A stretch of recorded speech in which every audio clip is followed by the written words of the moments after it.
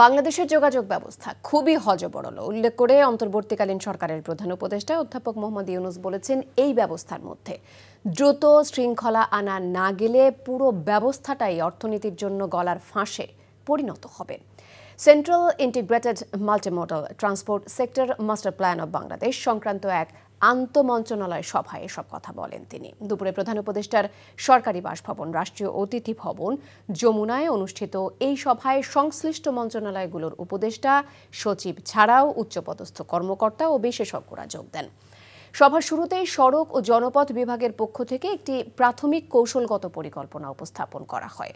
দেশের রেলপথ, নৌপথ এবং সড়ক পথের যথাযথ ব্যবহার বাড়ানো গেলে এক্ষেত্রে ব্যাপক উন্নতি করা সম্ভব বলে জানানো হয় এই পরিকল্পনায়। প্রকৃতি, পরিবেশ ও নদীকে নেতিবাচক প্রভাব থেকে মুক্ত রেখে সড়ক, রেল, বিমান ও নৌপথের সম্মিলিত উন্নয়ন ত্বরান্বিত করার উপর গুরুত্ব আরোপ করেন প্রধান উপদেষ্টা।